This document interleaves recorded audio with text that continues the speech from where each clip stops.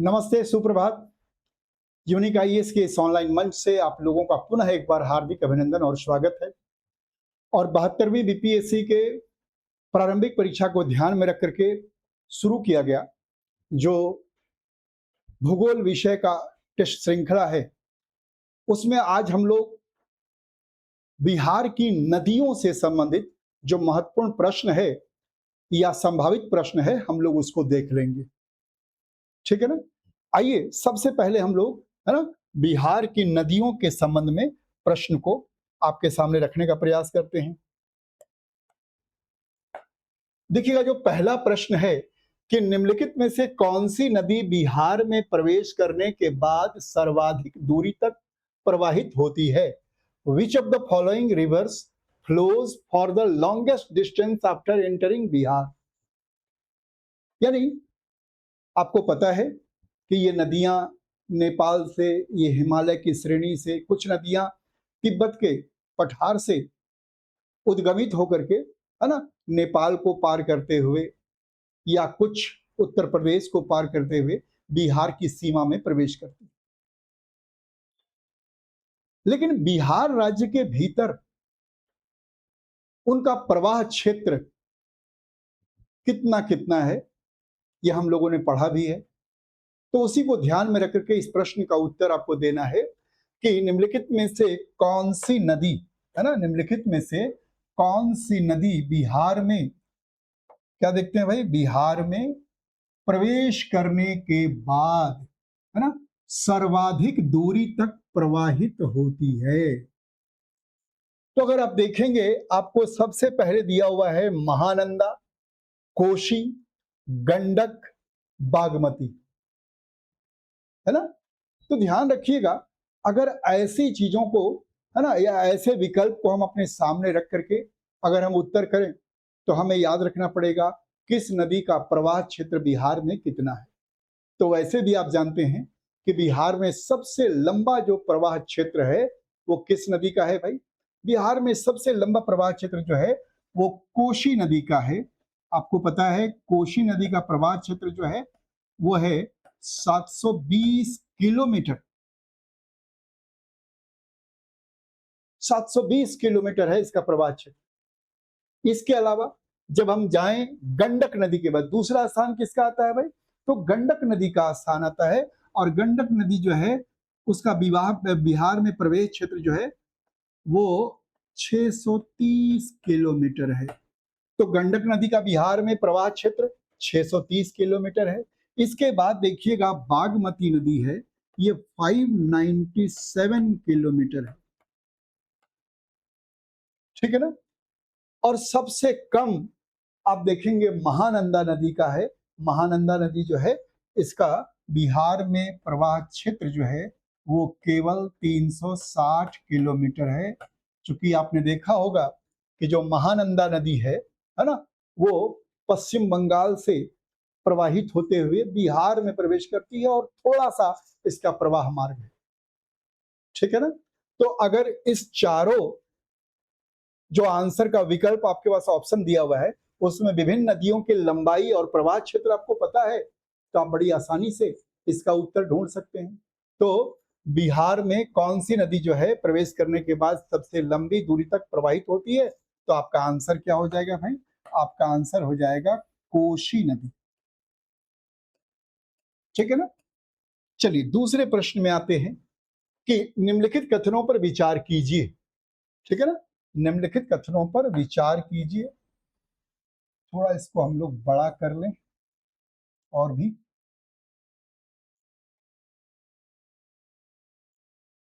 तो आप देखिएगा, जब इस प्रश्न को हम लोग देखते हैं कि निम्नलिखित कथनों पर विचार कीजिए, है ना, कंसीडर द फॉलोइंग स्टेटमेंट्स, क्या क्या है? अब देखिएगा इसी तरह का प्रश्न आपसे बिहार में पूछता है स्टेटमेंट वाइज। तो ये प्रश्न जो है ये फैक्चुअल क्वेश्चन से थोड़ा सा एक दो स्टेप ज्यादा जटिल होता है, लेकिन देखिएगा ऐसे ही प्रश्नों का प्रचलन भी है।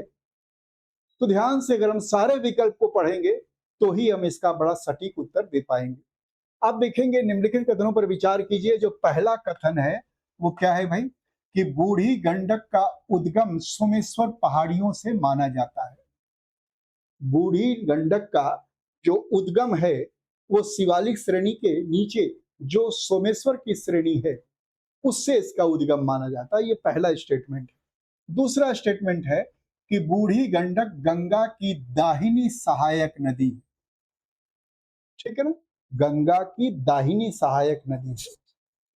तीसरा स्टेटमेंट है यह मुंगेर के निकट गंगा नदी में जाकर के मिल जाती है, ठीक है।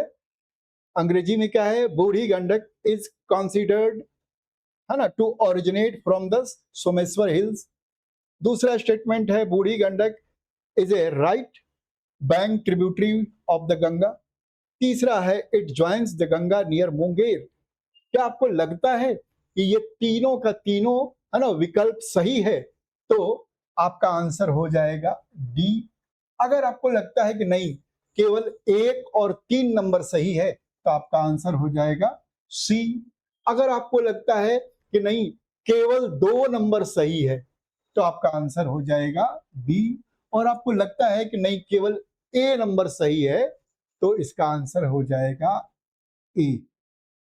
अब बताइए इसमें कौन सा स्टेटमेंट सही है? क्या ए सही है या बी सही है या ए बी सी तीनों सही है?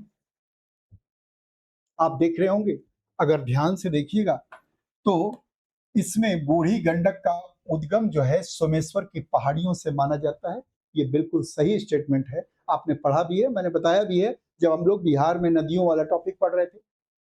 अब जो लोग को नहीं लगता है तो वो जाकर के वीडियो देख लीजिएगा, वो प्लेलिस्ट में पड़ा हुआ है।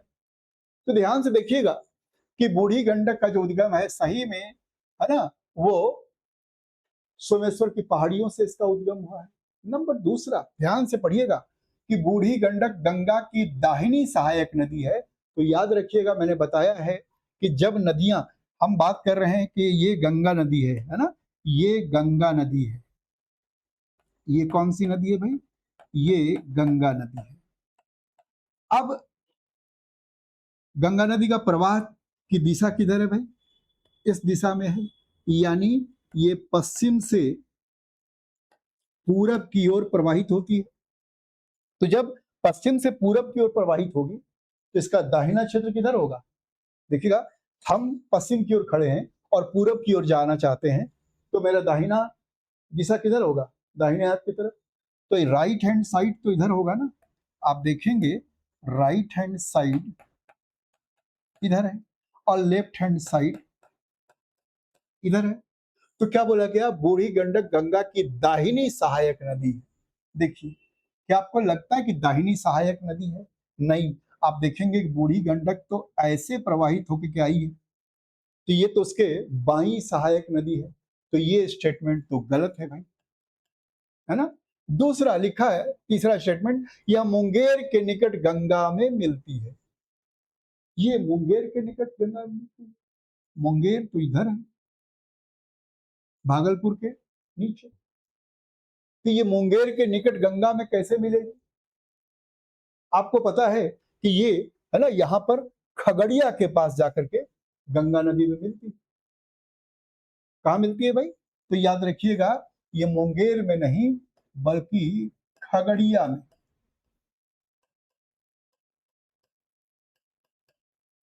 गंगा नदी में मिलती है। ठीक है ना। तो आप क्या देख रहे हैं? आप देख रहे हैं कि ये दूसरा नंबर और तीसरा नंबर स्टेटमेंट गलत है, यानी सही कौन है भाई? केवल एक, यानी ए ऑप्शन जो है वही सही है। ठीक है ना, ये ध्यान देना। अब आइए तीसरे प्रश्न पर कि बिहार के निम्नलिखित नदियों में से कौन सी नदी अपना मार्ग परिवर्तन करने के लिए, यानी एवोल्यूशन के लिए सर्वाधिक प्रसिद्ध रही है। Which river of Bihar is most famous for changing its course, यानी एवोल्यूशन। अब देखिएगा, ऑप्शन ए है पुनपुन, ऑप्शन बी है सोन, ऑप्शन सी है कोशी या ऑप्शन डी है किऊल। तो ध्यान से देखिएगा, ये हम लोग याद कीजिएगा मुझे अभी भी याद आ रहा है कि मैंने बताया है आप लोगों को कि बिहार की नदियां जब हम लोग पढ़ रहे थे तो मैंने आपको बताया था कि कोशी नदी जो है वो पिछले 200 वर्षों में लगभग लगभग 150 किलोमीटर अपना मार्ग परिवर्तित कर चुकी है। यानी आज से 200 साल पहले जहां से कोशी नदी प्रवाहित होती थी, अब 200 वर्षों के बाद ये अपने वास्तविक प्रवाहित क्षेत्र से लगभग लगभग अब 150 किलोमीटर दूर दूसरी दिशा, है ना, मैंने 150 किलोमीटर अब दूर से बहती है। धीरे धीरे इसने अपना मार्ग, है ना, परिवर्तित किया है। चूंकि क्या है, जब मानसून के दिनों में इन नदियों में पानी काफी बढ़ जाता है तो पानी के वेग के कारण, है ना, इस नदी का जो कटाव का दर है, जो सॉइल एरोजन का रेट है, वो काफी बढ़ जाता है। इसलिए धीरे धीरे धीरे धीरे, है ना, ये कटाव करते करते लोगों को लगता है, मैंने ऐसे देखिएगा तो आमतौर पर क्या होता है, जब बाढ़ का क्षेत्र आता है, बिहार में भारी बाढ़ आता है, तो वो पूरे क्षेत्र में मिट्टी और गाद बिछा करके चली जाती है। फिर जैसे नदी जहां से बह रही होती है, लोग उसके दोनों किनारों पर जाकर बस जाते हैं। फिर साल 2 साल के बाद यही घटना हुई और लोग जाकर के दोनों किनारे पे बस गए। अब लोगों को पता नहीं चल पाता है कि हम धीरे धीरे विस्थापित हो रहे हैं नदी के साथ साथ। ठीक है ना? तो याद रखिएगा कि ये जो है कौन है भाई, आंसर तो बड़ा स्पष्ट है कि जो कोशी नदी है वो मार्ग परिवर्तित करने के लिए प्रसिद्ध है और कहा जाता है कि पिछले पिछले 200 वर्षों में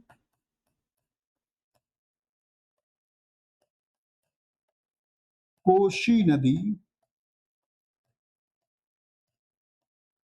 लगभग 150 किलोमीटर, लगभग 150 किलोमीटर अपना मार्ग अपना मार्ग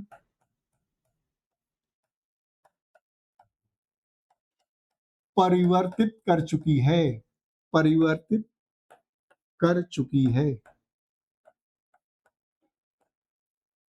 ठीक है ना? रही बात सोन, तो ध्यान रखिएगा कि सोन नदी जो है इसका,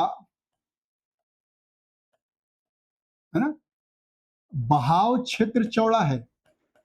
बहाव क्षेत्र जो है यानी कोर्स जो है इसका वो चौड़ा है, किंतु मार्ग परिवर्तन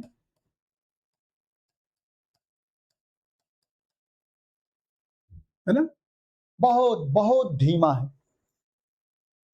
अब इसका बड़ा कारण आप मालूम होगा आपको कि सोन नदी जहां से प्रवाहित होती है, आपको पता होगा कि वो कैमूर और रोहतास के इलाके से प्रवाहित होती है, जो कि विंध्यन चट्टान का क्षेत्र है और कठोर चट्टानी मार्ग से गुजरने के कारण, है ना, ये नदी जो है कटाव नहीं कर पाती। जबकि उत्तर भारत या उत्तर बिहार की जितनी नदियां हैं वो मैदानी इलाके से प्रवाहित होती है, तो मिट्टी को काटना आसान है जबकि चट्टान को काटना आसान नहीं है। यही कारण है कि कभी आप सोन नदी के पास ऊपर जाइए तो सोन नदी के ऊपर जो पुल बना हुआ है वो काफी चौड़ा है। आप देख करके आश्चर्यचकित हो जाइएगा, कई बार तो लगेगा ये तो गंगा से भी चौड़ी नदी है। लेकिन देखिएगा इसके कटाव का जो दर है बहुत धीमा नगण्य है। रही बात, है ना, पुनपुन, तो पुनपुन जो है इसमें कटाव की दर एकदम धीमी है। क्योंकि पुनपुन नदी जो है तो आप देखेंगे कि दक्षिणी बिहार अगर देखेंगे तो दक्षिणी बिहार से, है ना, दक्षिण से उत्तर की ओर जाकर के प्रवाहित होती है, तो इसमें बड़ा आंशिक कटाव देखने को मिला। और रही बात क्यूल, तो क्यूल नदी में ऐसी कोई परिघटना होती ही नहीं। और इसका दो कारण है कि ये जो पुनपुन नदी है ये बरसाती नदी है, इसके अलावा जो क्यूल नदी है ये भी बरसाती नदी है, और यही कारण है क्या, इनमें कटाव नहीं होता। स्वाभाविक है कि मार्ग परिवर्तन की दर भी क्या है, बहुत बहुत कम। सबसे ज्यादा मार्ग परिवर्तन करने में कुख्यात कौन है? कोशी नदी। तो आंसर क्या है भाई इसका? कोशी। आप देख ही ली। नेक्स्ट क्वेश्चन आइए, उसमें देखिएगा निम्नलिखित युग्मों पर विचार कीजिए। Consider the following pairs. Kamala नदी है, इधर नदी है लिखा हुआ, ध्यान दीजिएगा, इधर नदी लिखा हुआ है और इधर उसका उद्गम स्थल का क्षेत्र है। तो पूछता है कि क्या कमला नदी जो है इसका उद्गम, मैं इसको भी थोड़ा बड़ा कर देता हूं और, है ना, ताकि आप इसको और आसानी से देख पाए।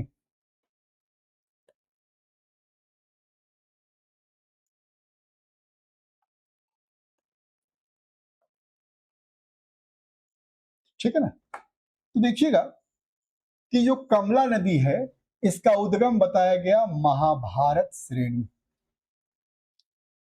दूसरा बताता है कि जो बागमती नदी है इसका उद्गम जो है वो नेपाल में शिवपुरी की पहाड़ियां है वहां से है। तीसरा है जो गंडक नदी, तो आप देखेंगे क्या कि जो गंडक नदी है इसका उद्गम, है ना, ये भी कहाँ है भाई?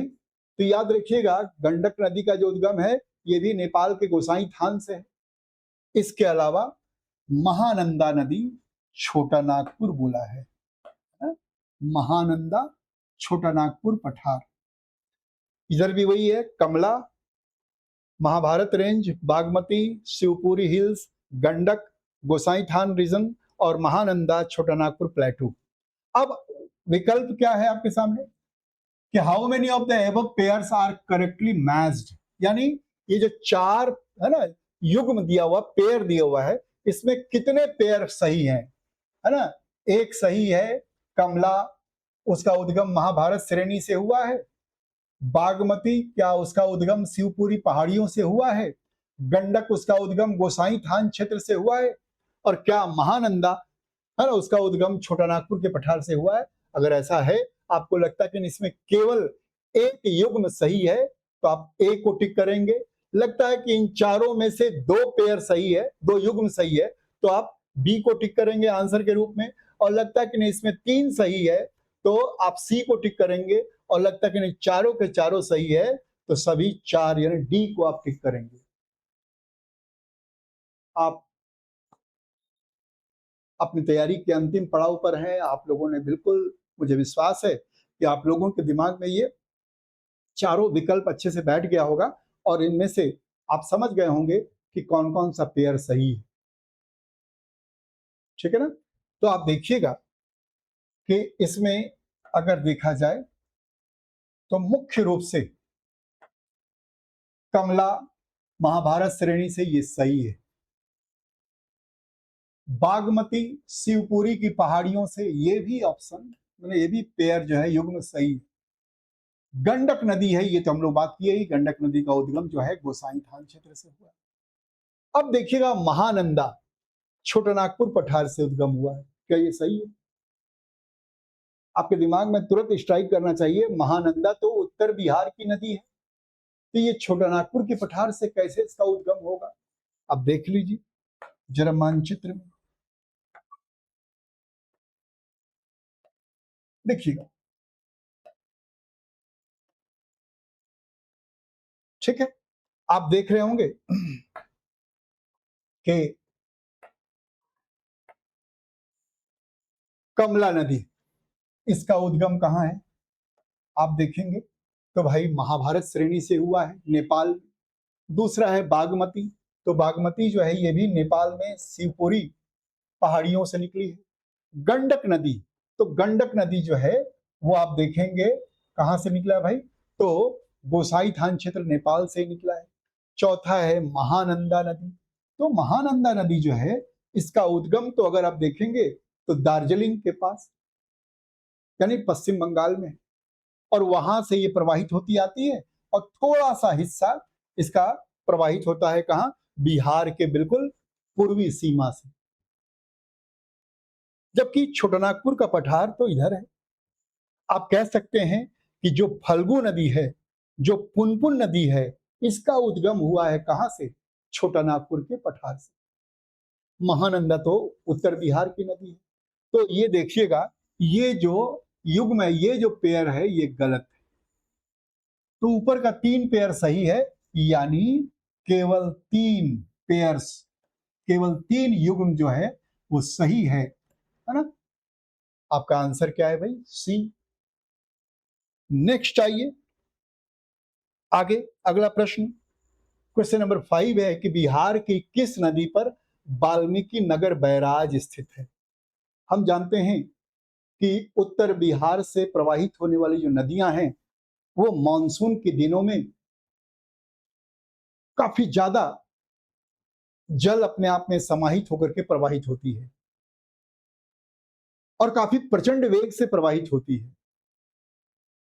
इस कारण क्या होता है, बाढ़ के कारण खास करके उत्तर बिहार की जो कृषि है वो बुरी तरह से प्रभावित होती है।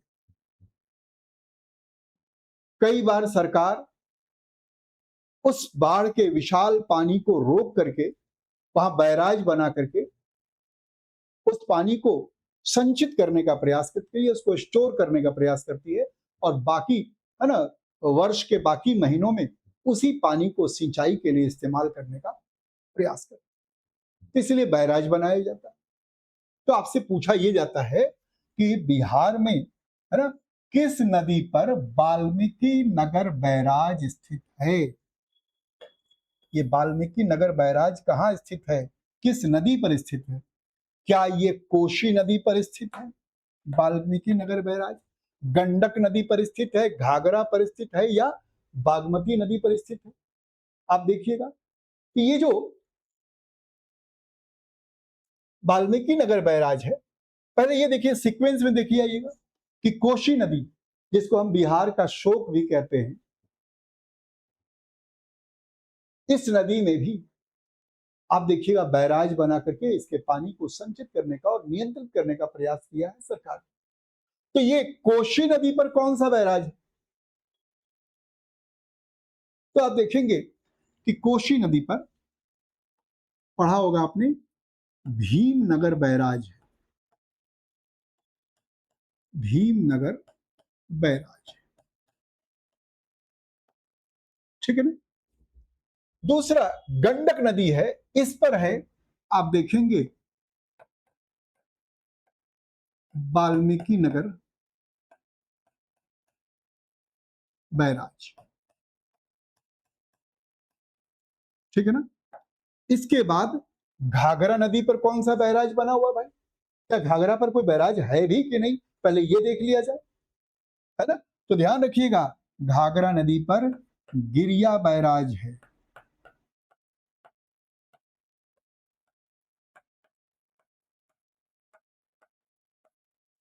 अब देखिएगा, एक क्वेश्चन आपसे पूछा जा सकता है कि गिरिया बैराज को और किस बैराज के नाम से जाना जाता है? पढ़ा होगा आपने। ये जो घाघरा नदी पर गिरिया बैराज बना हुआ है, इसको हम लोग देखिएगा कैलाशपुरी बैराज, कैलाशपुरी बैराज के नाम से भी जानते हैं। और अगर बागमती नदी पर देखिएगा तो इस पर बागमती बैराज बना हुआ है, बागमती बैराज बना हुआ, ठीक है ना। तो जो प्रश्न है कि बिहार की किस नदी पर वाल्मीकि नगर बैराज स्थित है, तो आपका आंसर क्या है भाई? वाल्मीकि नगर बैराज जो है वो गंडक नदी पर स्थित है, ठीक है ना। और गंडक नदी पर अगर आप देखेंगे, है ना, तो ये कहाँ है भाई बना हुआ? कई बार जगह भी पूछ देता है, ये पश्चिमी चंपारण में बना, ठीक है ना। वाल्मीकि नगर पश्चिमी चंपारण, वहां बैराज बना हुआ है, ठीक है ना। अब देखिएगा जैसे कि भीमनगर बैराज भी है, तो ये कहाँ है भाई? ये सुपौल जिले में, बिहार के सुपौल में स्थित है। जो घाघरा बैराज है ये कहाँ स्थित है, घाघरा बैराज? तो देखिएगा इसको जरा विशेष तौर पर देखिएगा, क्यों? क्योंकि घाघरा बैराज जो है बिहार में नहीं है, ठीक है ना। ये बात अलग है कि घाघरा नदी बिहार से प्रवाहित होती है, ये उत्तर प्रदेश के, उत्तर प्रदेश के बहराइच जिले,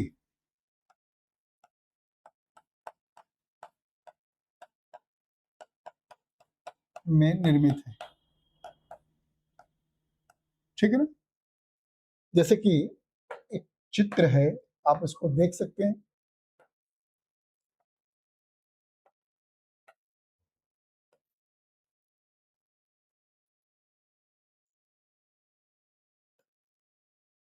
देखिएगा, तो सबसे पहले क्या था? कोशी नदी। तो कोशी नदी पर कौन सा बैराज बना हुआ है भाई? भीमनगर बैराज बना हुआ है। और कहाँ है? इस सुपौल जिले में है। दूसरा बात है गंडक नदी पर। तो देखिए गंडक नदी यहां से निकल रही है ना, ये सोमेश्वर श्रेणी से, और पश्चिमी चंपारण में ही वाल्मीकि नगर पर ये बना हुआ है। इसके अलावा गिरिया बैराज जो है, ये कहाँ है भाई? तो देखिएगा कि ये किस नदी पर है? घाघरा नदी पर। और आप देखिए घाघरा नदी इधर से प्रवाहित होती हुई आ रही है, और ये इसी उत्तर प्रदेश के बहराइच जिले में घाघरा नदी पर कैलाशपुरी या गिरिया बैराज बना हुआ है, और बागमती नदी पर बागमती बैराज बना हुआ है ना? तो आपसे इसी तरह से प्रश्न पूछा जा सकता है। आपका काम क्या होना चाहिए? आप क्या करेंगे कि आप, है ना, लगभग लगभग बिहार की जो, है ना, उत्तरी बिहार और दक्षिणी बिहार की जो प्रमुख नदियां हैं, उन पर जो सिंचाई परियोजना या बाढ़ नियंत्रण के लिए, है ना, परियोजनाएं बनाई गई हैं। जैसे आपको मैंने बताया था आपको कि सोन नदी परियोजना जो है, वो बिहार की ही नहीं बल्कि पूरे भारत की सबसे पुरानी परियोजना है, और बिहार के संदर्भ में तो सबसे पुरानी है ही वो। और उससे आप देखेंगे कि भाई रोहतास, कैमूर, इसके अलावा गया के क्षेत्र में, सासाराम के क्षेत्र में, भोजपुर और बक्सर के क्षेत्र में, इन इलाकों में सिंचाई के लिए सुविधाएं उपलब्ध कराई जाती है, इसलिए उसका बड़ा महत्व है। ठीक है ना? अब नेक्स्ट क्वेश्चन आ जाइए, क्वेश्चन नंबर 6। निम्नलिखित में से कौन सी नदी गंगा में सबसे पश्चिम दिशा में मिलती है? बहुत सिंपल। आप अगर उत्तर बिहार की नदियों को देखिएगा तो घाघरा, गंडक, बूढ़ी गंडक, बागमती, कमला, कोशी, महानंदा, है ना? अगर आप पश्चिम से, आप अगर पश्चिम से आप अगर पश्चिम से पूरब की ओर जा रहे हैं, तो बिहार में जितनी नदियां हैं, मैंने क्या बताया भाई? बिहार में जितनी नदियां हैं, तो कौन सी नदी? घाघरा, इसके बाद गंडक, बूढ़ी गंडक, ठीक है ना, बागमती, कमला, कोशी, इसके अलावा महानंदा। अब इधर देखिएगा तो पश्चिम से पूरब की तरफ नदियों के बारे में पूछेगा, आपको याद रखना चाहिए, ऐसे ही क्वेश्चन अब पूछा जा रहा है, तो इन नदियों का नाम याद रखिएगा। वैसे ही अगर आप दक्षिणी बिहार में आइएगा तो कर्मनासा, फिर सोन, फिर पुनपुन, है ना? तो ध्यान रखेंगे इस तरीके से अगर नदियों को, तो आपकी गलती, आपसे प्रश्न गलत नहीं होगा। यहां क्या पूछा है क्वेश्चन, जरा ध्यान से देखिएगा कि निम्नलिखित ये जो 4 नदियां दी गई हैं, 4 नदियों का नाम है, कौन सी नदी गंगा में सबसे पश्चिमी दिशा में मिलती है? विच of the following reverse join the Ganga at the western most point in Bihar? अब देखिए,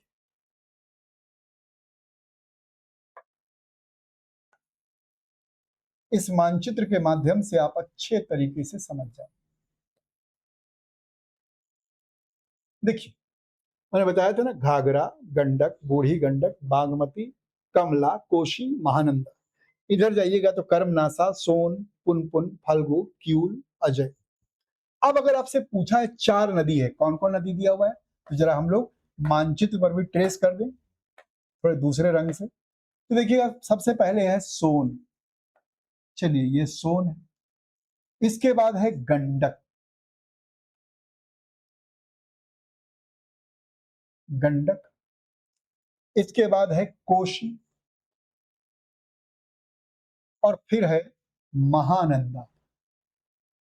तो खैर महानंदा तो सबसे पूरब में है ना? यहां पूछा है सबसे पश्चिम दिशा में, सबसे वेस्टर्न मोस्ट पॉइंट, है ना, बिहार में जो है वो कौन सी नदी है? अब देखिएगा ये जो 4 लाल है ना, चिन्ह बनाए गए हैं, आपको क्या लगता है कौन सी नदी सबसे पश्चिम में है? तो नहीं लगता ये सोन नदी जो है वही सबसे पश्चिम में है, क्योंकि सोन नदी का मुहाना यहाँ है, गंडक नदी का मुहाना यहाँ है, कोशी नदी का गंगा में मुहाना यहाँ है और महानंदा नदी का यहाँ है। तो आप स्वयं देख लीजिए इस क्वेश्चन में, आप एक बार बढ़िया से मानचित्र को देखिए और ये चारों के चारों विकल्प देखिए, आपका उत्तर बिल्कुल निकल आएगा। ठीक है ना, स्पष्ट है ना? तो आपको साफ लग रहा है कि ये गंगा नदी जो है ना, उसमें जाकर के सबसे पश्चिमी ओर से, इधर पश्चिम है, वेस्ट, तो सबसे पश्चिमी। अगर मान लीजिए इसमें कर्मनासा नदी का भी नाम होता तो हम लोग कर्मनासा नदी को भी लिख सकते थे, और अगर उत्तर बिहार का घाघरा नदी भी होता तो देखिएगा कि सोन नदी से पहले उनका उद्गम है, यहाँ पर उद्गम कह रहे हैं, उसका मिलन है गंगा नदी में, संगम। तो आप देखेंगे कि यहाँ पर जो चार विकल्प आपको दिया हुआ, ध्यान रखिएगा, कई बार है कि आपको दिमाग में कुछ अलग याद रहता है, लेकिन क्वेश्चन पेपर में जो विकल्प यानी ऑप्शन दिया रहेगा वो कुछ अलग है। तो आपको तो उत्तर प्रश्न में दिए गए विकल्प को ध्यान में रख करके ही देना है। तो ध्यान से देखिएगा कि ऐसी परिस्थिति में है ना, आपका उत्तर क्या हो जाता है भाई, कि जो सोन नदी है वो सबसे वेस्टर्न मोस्ट पॉइंट पर है ना प्रवाहित होती है, और सबसे ईस्टर्न मोस्ट देखेंगे तब तो महानंदा नदी हो जाएगी। ऐसे सब नदियों का नाम आपको थोड़ा याद रखना पड़ेगा। नेक्स्ट क्वेश्चन आइए, क्वेश्चन नंबर 7।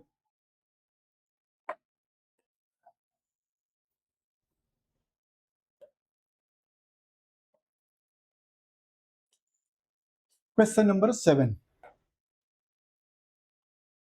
अब देखिएगा ये भी स्टेटमेंट पर आधारित क्वेश्चन है, इसको ध्यान से पढ़िए। निम्नलिखित कथनों पर विचार कीजिए। ठीक है भाई, कंसीडर द फॉलोइंग स्टेटमेंट्स। पहला स्टेटमेंट क्या है, उत्तर बिहार की, ध्यान से पढ़िएगा, उत्तर बिहार की अधिकांश नदियां हिमालय से निकलती है। ठीक है।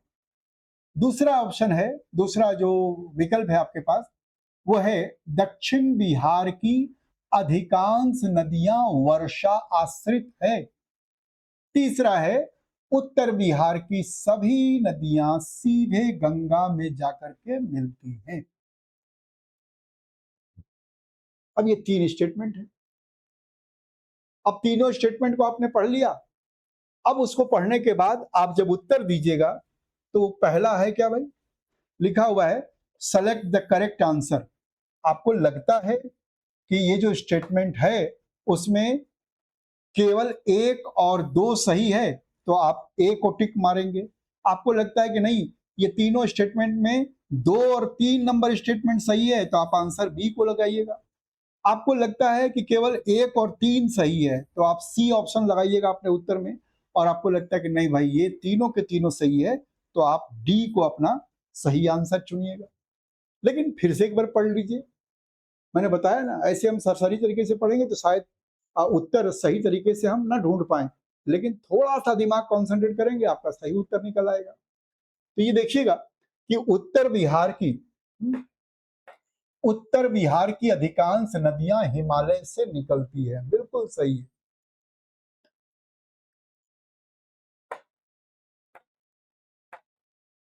है ना। फिर है दक्षिण बिहार की अधिकांश नदियां वर्षा आश्रित है, ये भी सही है। आप देखेंगे कि चाहे वो सोन नदी को देख लीजिएगा, चाहे आप पुनपुन को देख लीजिए, या फिर उसके बगल में गया से गुजरने वाली जो महत्वपूर्ण सांस्कारिक नदी है, कौन सी नदी है? अब क्वेश्चन ये भी आया हुआ है कि निम्नलिखित में से किस नदी को बिहार का सांस्कारिक नदी माना जाता है? फल्गु। आपको याद होगा कि आप देखेंगे कि दुर्गा पूजा के पहले, नवरात्रा के पहले जो पितृपक्ष का पखवाड़ा होता है उसमें आप देखेंगे कि बिहार के गया जिले में इसी फल्गु नदी के किनारे पितृपक्ष का मेला लगता है।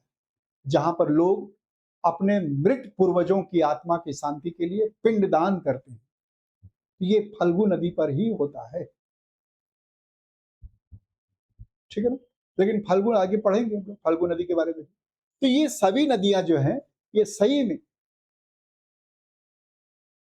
ये सारी की सारी नदियां बरसाती नदियां हैं। खास करके मानसून के दिनों में इन नदियों में पानी होता है, लेकिन साल के शेष महीने में इन नदियों में पानी बहुत बहुत कम होता है। इसलिए कहा गया कि ये वर्षा आधारित नदियां हैं। तीसरा है कि उत्तर बिहार की सभी नदियां सीधे गंगा में मिलती हैं। तो ऊपर का जो दोनों का दोनों ऑप्शन था वो तो सही है, लेकिन क्या उत्तर बिहार की सभी नदियां गंगा नदी में सीधे मिलती है? नहीं। आप इधर देख लीजिए बागमती को, आप देख लीजिए कमला को, वो सीधे आकर के गंगा नदी में नहीं मिलती है। आप देखिए,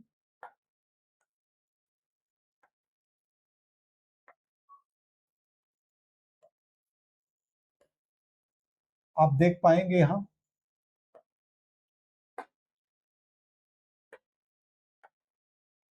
देखिएगा कि यहां बागमती नदी जो है वो बूढ़ी गंडक में मिल जा रही है। यहां पर देखिएगा जो कमला है वो कोसी नदी में मिल जा रही है, और कोसी नदी आकर के मिल रही है गंगा में। तो सभी नदियां सीधे आकर के गंगा नदी में नहीं मिलती है ना। तो ये स्टेटमेंट क्या है भाई? ये स्टेटमेंट हमारा क्या है भाई? गलत ठहरता है। तो आप देखिएगा कि अब इसमें कौन सा सही है, कि इसमें तो एक और दो सही है। तो आंसर क्या हो जाएगा हमारा? अगर एक और दो सही है तो हमारा आंसर क्या होगा भाई? ए नंबर आंसर, ठीक है। अब नेक्स्ट क्वेश्चन पर आ जाइए। निम्नलिखित में से किस नदी का जल ग्रहण क्षेत्र, है ना, वाटर कैचमेंट एरिया सबसे अधिक विस्तृत है? और इस क्वेश्चन से मेरा निवेदन है, इस क्वेश्चन को ध्यान से पढ़िएगा और उत्तर भी ध्यान से देना है, क्योंकि थोड़ी सी चूक हुई उत्तर का मायने बदल जाता है। तो देखिएगा कि निम्न विच of the following reverse has the largest catchment area, है ना। तो इसमें विकल्प में रूप में क्या क्या है? तो विकल्प में है, पहला तो है सोन, दूसरा है कोशी, तीसरा है गंडक, और चौथा है बागमती। अब ध्यान रखिएगा, इसमें एक शब्द कम जुड़ा हुआ है, और वो शब्द क्या है? बिहार। अगर यहां होता कि निम्नलिखित में से किस नदी का बिहार में जल ग्रहण क्षेत्र सबसे अधिक विस्तृत है, तो चारों में इसका उत्तर अलग होगा। लेकिन प्रश्न में ऐसा कुछ इंगित नहीं है कि वो बिहार के बारे में पूछ रहा है या बिहार के अलावा अन्य राज्यों के संदर्भ में या पूरे भारत के संदर्भ में पूछ रहा है। तो याद रखिएगा, ये तो भाई बिहार नहीं लिखा हुआ है इसमें। तो आमतौर पर देखिएगा, अब अगर इससे इसके सपोर्ट में भी एक चित्र है जो मैंने आपके लिए रखा है, देखिएगा। अब यहां अलग अलग रंगों से दिखलाया गया है अलग अलग नदी बेसिन का, ठीक है ना।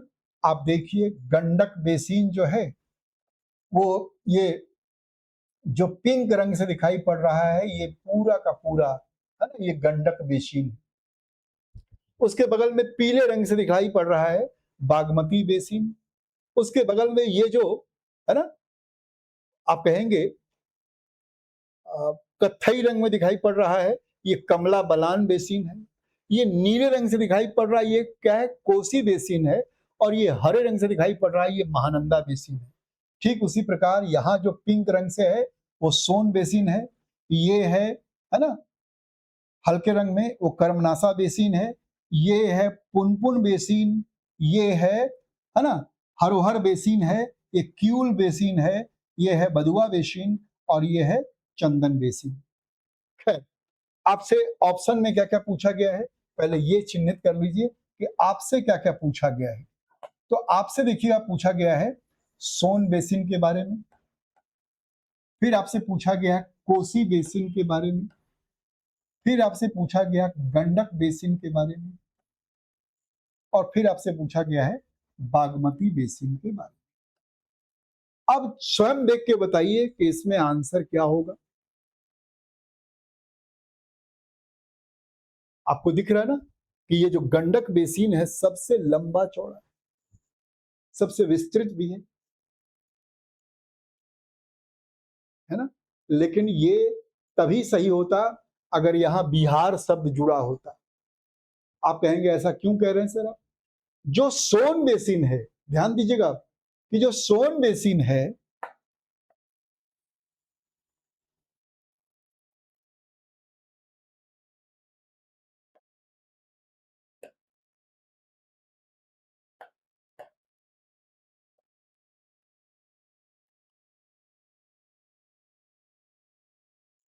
आप देखेंगे जो सोन बेसिन है ना, उसका अगर देखिएगा तो ध्यान से मेरी बात को सुनिएगा कि जो सोन बेसिन है वो सोन नदी निकलती कहां से है?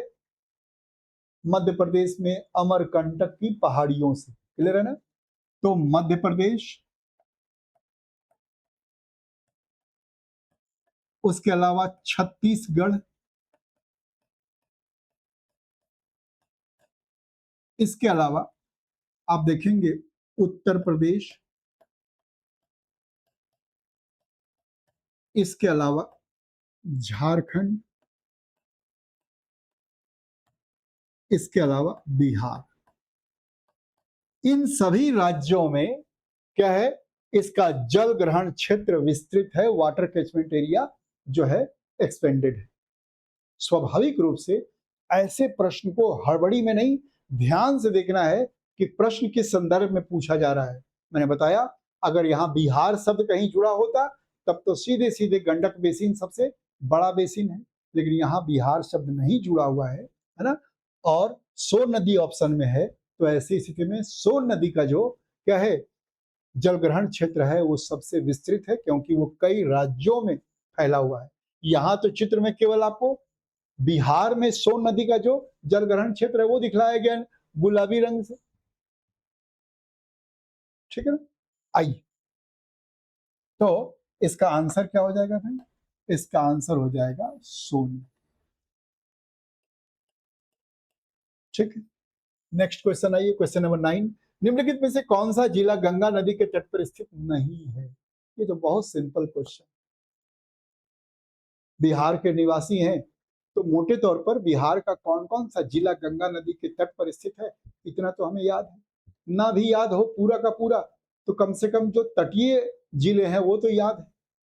तो देखिएगा इसको भी आप अगर मानचित्र के माध्यम से देख लें तो एकदम स्पष्ट तौर पर आपका आंसर निकल जाएगा। पहले ये देख लें हम लोग विकल्प में क्या क्या दिया हुआ है हमें। तो ऑप्शन में है बक्सर, पटना, दरभंगा और भागलपुर। आप में से कई लोग ऑप्शन पढ़ते ही आंसर बता दिए होंगे। ये सहज क्वेश्चन है, लेकिन याद रखिएगा जटिल प्रश्नों के साथ साथ सरल प्रश्न भी होते हैं, ताकि आम आदमी को लगता है कि नहीं अब तो जटिल प्रश्न पूछे जा रहे हैं, सरल प्रश्न को दोहराते नहीं है।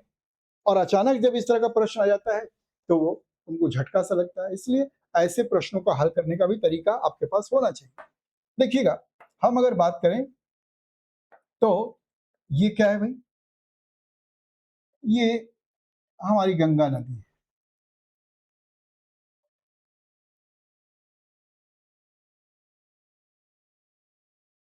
ठीक है ना? अब इसमें विकल्प क्या क्या दिया हुआ है जरा देख लीजिए, आंसर अपने आप निकल आएगा। पहला है बक्सर। तो बक्सर कहाँ है भाई? आप देखिएगा बिल्कुल गंगा नदी के किनारे बसा हुआ है। दूसरा है पटना। तो आप देखिएगा पटना, पटना भी बिल्कुल गंगा नदी के किनारे बसा हुआ है। तीसरा है दरभंगा। तो दरभंगा आपको देखिएगा यहाँ मिलेगा। और चौथा और अंतिम है भागलपुर। तो देखिएगा भागलपुर यहाँ है। तो ये भागलपुर, पटना, बक्सर ये तीनों कहाँ हैं? गंगा नदी के ठीक किनारे हैं, जबकि दरभंगा जो है गंगा नदी से काफी ऊपर है। तो आपको अपना उत्तर चिन्हित करने में जरा भी दिक्कत नहीं आना चाहिए। दरभंगा जो है वो गंगा नदी के तट पर स्थित नहीं है। अब आइए क्वेश्चन नंबर 10। ये भी जरा स्टेटमेंट वाला क्वेश्चन है, इसको ध्यान से सुनिएगा और ध्यान से इसको, है ना, इसका उत्तर देने का प्रयास करेंगे। देखिएगा, बोला ये गया है कि निम्नलिखित कथनों पर विचार कीजिए, कंसीडर द फॉलोइंग स्टेटमेंट्स। ठीक है, अब कथन क्या क्या है जरा विचार कर ले हम लोग। पहला है कि सोन नदी गंगा की प्रमुख दक्षिणी सहायक नदी है। सोन नदी गंगा की प्रमुख दक्षिणी सहायक नदी है। दूसरा है इसका उद्गम अमरकंटक से होता है। और तीसरा है कि सोन नदी बिहार में सर्वाधिक गाद यानी सिल्ट लाती है। थोड़ी देर पहले बताया था कि सोन नदी कई राज्यों से होकर बहती हुई आती है और जब वो बिहार में प्रवेश करती है तो आप देखिएगा वहां कैमूर और रोहतास का पठार है जो पथरीली भूमि है। वहां ये जब प्रवाहित होती है तो कटाव भी नहीं होता है। और आमतौर पर अगर देखिएगा तो ये जो सोन नदी है, चूंकि देखिएगा दक्षिण बिहार की जितनी भी नदियां हैं, थोड़ी देर पहले आपने पढ़ा, वो क्या है, बरसाती नदियां हैं। जबकि उत्तर बिहार में प्रवाहित होने वाली नदियां जो हैं वो मानसून के दिनों में तो अपने साथ भारी मात्रा में गाद, है ना, और सिल्ट बहा कर लाती ही है। वर्ष के बाकी महीनों में भी उसमें पानी होता है, लेकिन विशेष करके इस मानसून के दिनों में वो अपने साथ भारी मात्रा में मिट्टी और गाद बहा करके लाती है और उसको डिपॉजिट करती है, निक्षेपित करती है ना। लेकिन यहां बोला गया कि सोन नदी बिहार में सर्वाधिक गाद, सबसे ज्यादा सिल्ट लाती है। ये सही नहीं है। आप अगर पढ़ेंगे तो पाएंगे कि बिहार में कोसी नदी, बिहार में कोसी नदी सर्वाधिक गाद यानी सिल्ट बहा कर लाती है।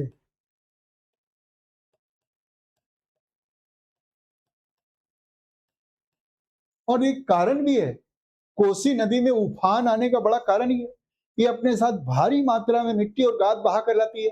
फलस्वरूप मिट्टी जो है नदियों के तल पर बैठ जाती है, जल का स्तर ऊपर उठ जाता है। ठीक है ना। तो ध्यान रखिएगा कि ये दो स्टेटमेंट तो बिल्कुल सही है। कौन कौन? ये दो स्टेटमेंट बिल्कुल सही है कि सोन नदी गंगा की प्रमुख दक्षिणी सहायक नदी है, और ये सही भी है। आप देखिए, आप देखेंगे कि सोन नदी जो है वो गंगा नदी की प्रमुख दक्षिणी सहायक नदी है। देखिए,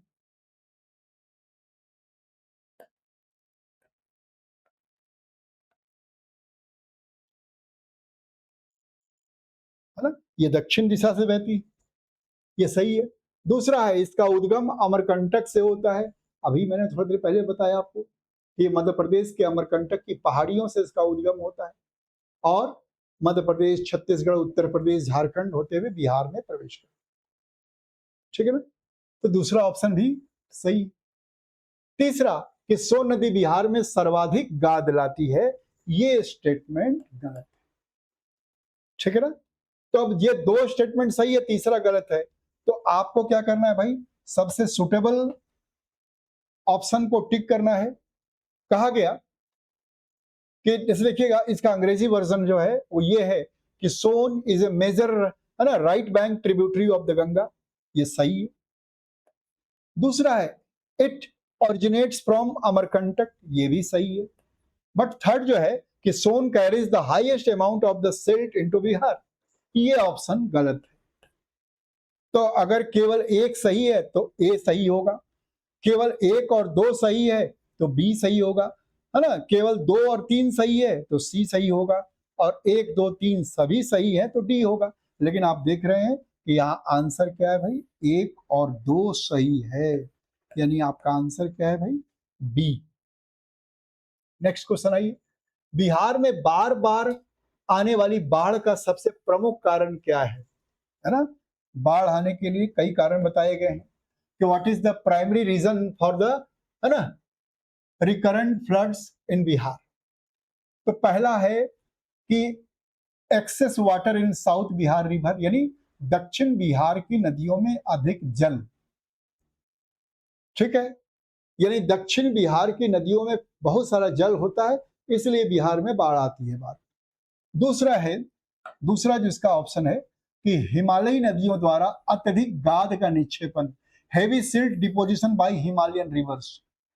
थर्ड जो है वो क्या है भाई, गंगा नदी की अधिक ऊंचाई, excessive depth of the Ganga, है ना, गंगा नदी की अधिक गहराई, excessive depth of the Ganga. और लास्ट वन जो है वो क्या है भाई, कि दक्कन ट्रैप का प्रभाव, है ना, influence of the Deccan trap. तो भाई डक्कन ट्रैप का हिसाब किताब तो पहले ही एलिमिनेट कर दीजिए, ये ऑप्शन आपका हो ही नहीं सकता। अभी मैंने बताया आपको कि जो बिहार में बार बार बाढ़ आता है, इसका बड़ा कारण है कि उत्तर बिहार में जो प्रवाहित होने वाली नदियां हैं, चाहे उसकी हृदय रेखा कह लीजिएगा स्वयं गंगा नदी, और उसकी जो ढेर सारी सहायक नदियां हैं,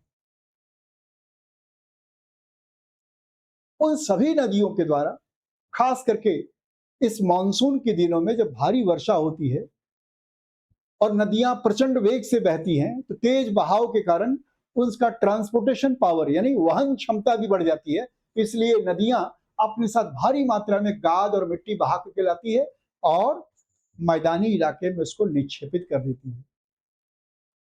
दूसरा बड़ा कारण होता है कि ये नदियां अपने साथ बहा कर लाई गई मिट्टी को जब, है ना, गंगा नदी में समाहित कर देती है। ये जो छोटी छोटी सहायक नदियां हैं वो इन प्रमुख नदियों में अपना मिट्टी और गाद समाहित करती है, तो क्या होता है, जो नदी है उसका तलछटा भर जाता है, नदी का जो तल है वो इस गाद और मिट्टी से भर जाता है, फलस्वरूप पानी का लेवल ऊपर हो जाता है, और बार बार यही कारण है कि भारी मात्रा में बाढ़ आती है। कहाँ भाई, उत्तरी बिहार में। तो ये विकल्प सबसे बड़ा चीज है। अब देखिएगा, दक्षिण बिहार की नदियों में अधिक जल आने से आप देखिएगा दक्षिण बिहार की नदियों में अधिक जल आता भी नहीं, क्योंकि ये तो बरसाती नदियां हैं और पठारी इलाके से बहती हैं, इसलिए कटाव भी नहीं करती हैं ये, तो गाद और सिल्ट ज्यादा बहा कर नहीं ले जा सकती, तो इसलिए ये विकल्प जो है वो गलत है।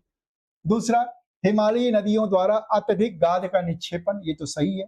गंगा नदी की अधिक गहराई, ये बड़ा कारण नहीं है। दक्कन ट्रैप पहले ही था गलत। तो आपका सही आंसर क्या है, हिमालयी नदियों द्वारा अत्यधिक गाद का निक्षेपन, heavy silt deposition by Himalayan rivers. अगला है क्वेश्चन, निम्नलिखित में से कौन सी नदी नेपाल से निकलती है परंतु बिहार का शोक नहीं कहलाती है।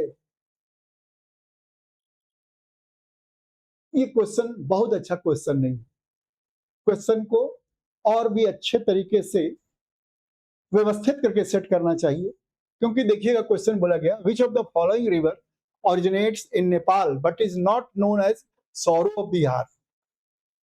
ऑप्शन क्या क्या है, कमला और बलान, है ना, कोसी, गंडक, बागमती।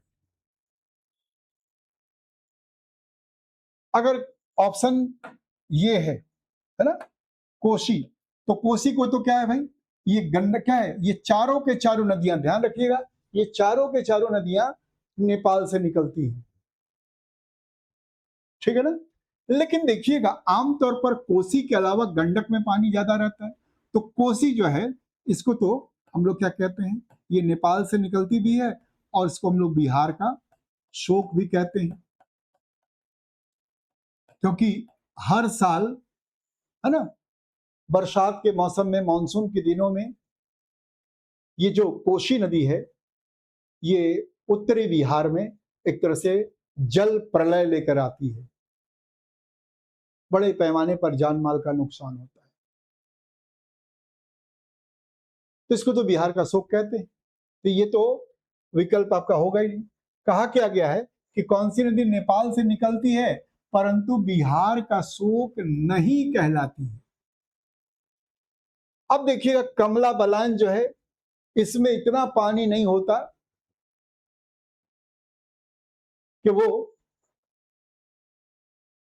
अपना प्रचंड वेग वाही करे। वैसे भी कमला नदी आपको दिखाया है थोड़ी देर पहले, कमला नदी जो है वो कोसी नदी में जाकर के समाहित हो जाती है। तो ये तो ऑप्शन में नहीं होगा। इसके अलावा बागमती, तो देखिएगा बागमती नदी जो है ये भी आप देखेंगे जाकर के तो बूढ़ी गंडक में समाहित हो जाती है। इसलिए आप देखेंगे, यहां देख लीजिए,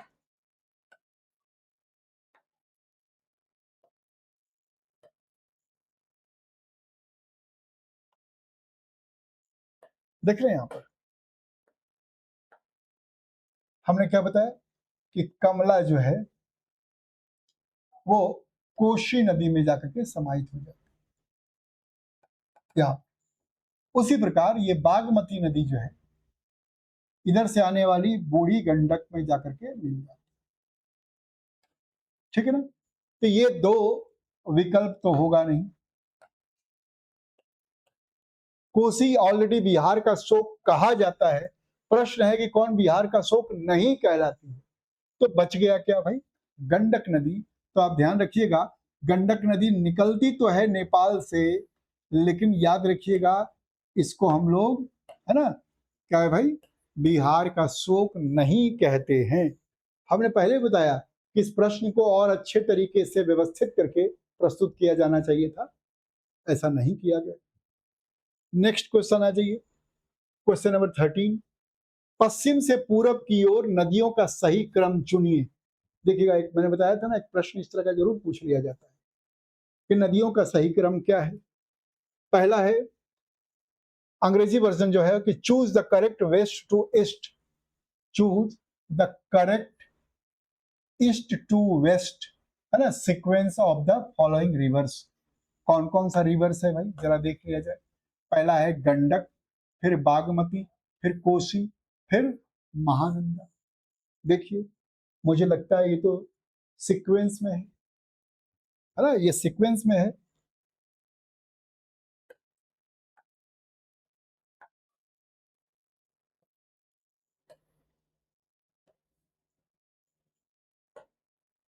विकल्प का क्या बताया भाई, विकल्प आपको बताया गंडक,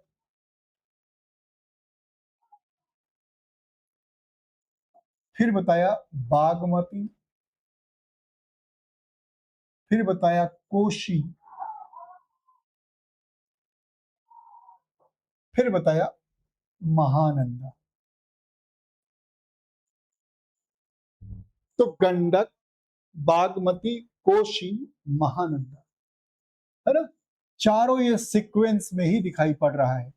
ठीक है। तो पश्चिम क्या बोला गया, पश्चिम से पूरब, आप जानते ही हैं इधर क्या है भाई, पश्चिम है और इधर पूरब है। तो पश्चिम से पूरब गंडक पहले है, बागमती है, फिर कोसी है, फिर महानंदा है।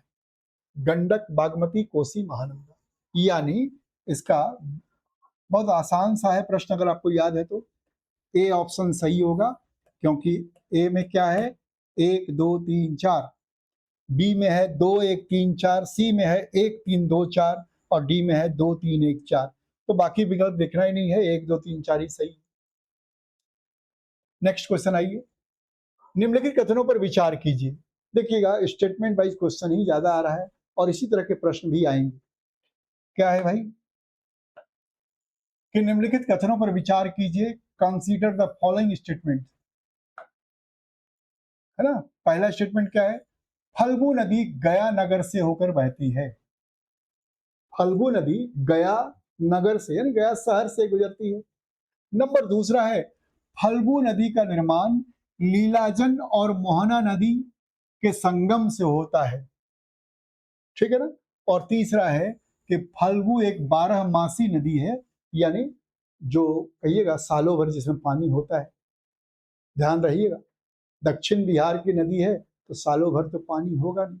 आप बिल्कुल क्या है, जो गलत उत्तर है उसको आप चिन्हित कर पाएंगे। लेकिन ध्यान से देखिएगा कि क्या ऊपर के दोनों विकल्प सही है ना? पहला जो ऑप्शन है वो कहता है Phalgu river flows from through Gaya. दूसरा जो है वह Phalgu is form by the, है ना, confluence of the Lilajan and Mohana rivers. और थर्ड है Phalgu is a perennial river. तो क्या ये तीनों के तीनों सही है? तो आपने देखा ही कि तीसरा तो ऑलरेडी गलत है भाई, तो तीनों तो सही हो नहीं सकता। तो क्या बाकी दोनों सही है? तो आप देखेंगे कि पहला तो सही है, क्योंकि ये बिल्कुल फल्गु नदी, अभी थोड़ी देर पहले मैंने बताया कि फल्गु नदी जो है बिहार के गया से बहती है, और उसी गया जिले में आप देखेंगे कि पितृपक्ष के महीने में पितृपक्ष का मेला लगता है। लेकिन ये फल्गु नदी के बारे में बताया जा रहा है कि ये जो फल्गु नदी है, दरअसल आप इसमें देखिएगा कि मान लीजिए ये फल्गु नदी है, तो जो फल्गु नदी है दरअसल वो देखिएगा दो छोटी जलधाराओं के मिलन से बनती है। कौन कौन भाई? तो एक कहलाता है लीलाजन, जिसको आपने पढ़ा होगा निरंजना नदी के नाम से। और जो दूसरी नदी है ना, वो है मोहना नदी। ये दोनों नदियां जाकर के मिलती हैं, तब बिहार में ये फल्गु नदी का अस्तित्व उभरता है। ये बिल्कुल सही है। और आप देखेंगे कि ये लीलाजन और मोहना, ये दोनों नदियां कहां से निकलती हैं भाई? तो याद रखिएगा, ये दोनों नदियां छोटा नागपुर के पठार से, छोटा नागपुर के पठार से निकलती हैं। खास करके अगर आप देखिएगा जो निरंजना नदी है तो वो कहां से निकलती है, ये भी कई बार पूछ लिया जाता है। जो मोहना नदी है वो कहां से निकलती है? तो छोटा नागपुर के पठार में, जो हजारीबाग का पठार है ना, याद रखिएगा, जो हजारीबाग का पठार है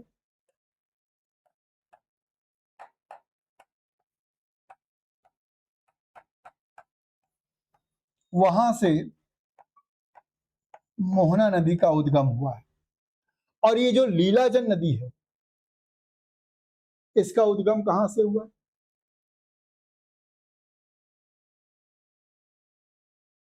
तो देखिए ऊपर में ही हजारीबाग के पठार के बगल में पलामू का पठार है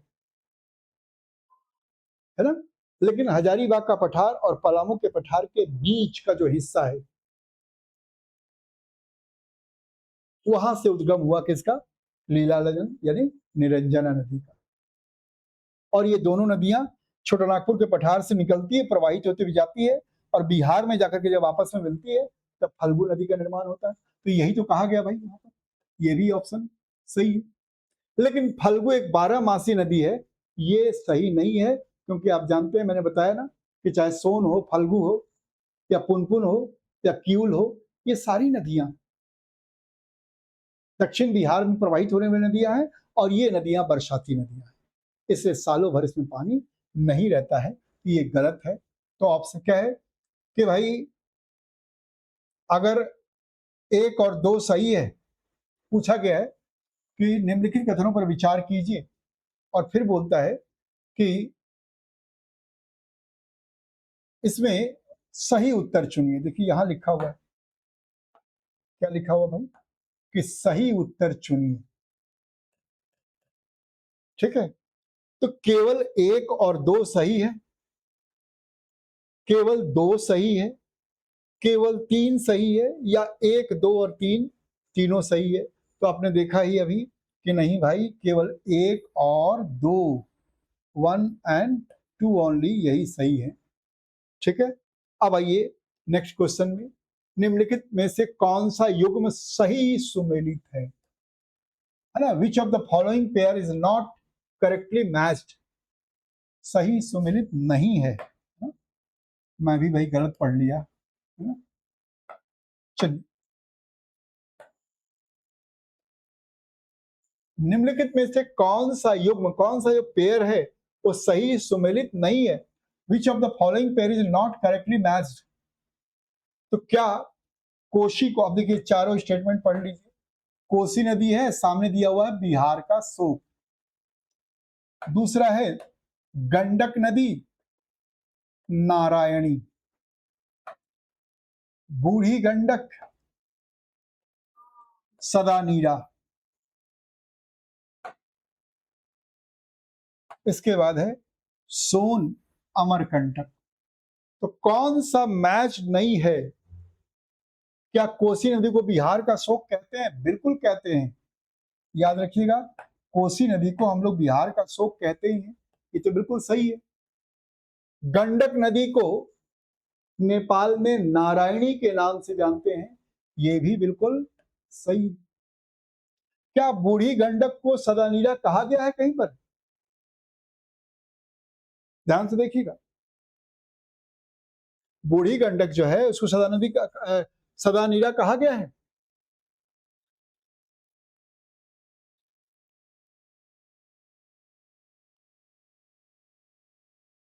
नहीं, ध्यान दीजिएगा, यहीं पर है कंफ्यूजन। गंडक नदी जिसको नेपाल में नारायणी नदी के नाम से जानते हैं, आप कहेंगे कि गंडक नदी को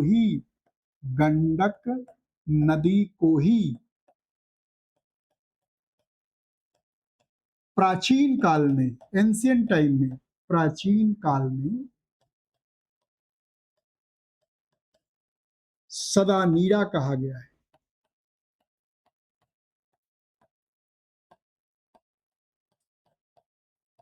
ठीक है ना भाई। अब देख लीजिए कि कोसी नदी को बिहार का शोक कहा गया है, गंडक को नारायणी कहा गया है नेपाल में, ये भी सही है। बूढ़ी गंडक को सदानीरा कहा गया है, ये विकल्प गलत है, क्योंकि गंडक नदी को ही सदानीरा कहा गया है प्राचीन काल में। और जैसा कि आप जानते हैं कि सोन नदी को क्या कहा गया भाई?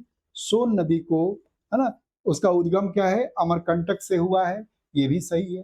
तो आपका आंसर क्या हो गया? चूंकि लिखा है कौन सही रूप से, है ना, सुमेलित नहीं है, तो आपका ये जो सी ऑप्शन है ये सुमेलित नहीं है, यानी आंसर है इसका सी।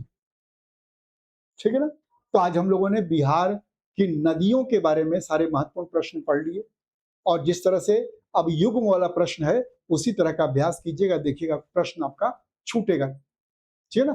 कल हम लोग एक नए टॉपिक के साथ आपके सामने आएंगे और आप उन प्रश्नों को हल करके अपनी तैयारी को और तराशने का प्रयास कीजिएगा। तो आज के लिए इतना ही, लेकिन फिर से निवेदन, लगता है कि आप सब्सक्राइब और शेयर कम कर रहे हैं, क्योंकि वो ग्राफ दिखता है ना कि भाई अभी लोग ज्यादा शेयर कर रहे हैं, ज्यादा सब्सक्राइब कर रहे हैं, तो बड़ा खुशी होती है, मन भी बड़ा आनंदित रहता है, और लगता है कि आप लोग के लिए और बेहतर से बेहतर प्रश्न चुनकर लाया जाए। तो प्लीज सब्सक्राइब और शेयर कीजिए, और कल नए टॉपिक के साथ हम लोग फिर से मिलते हैं। धन्यवाद।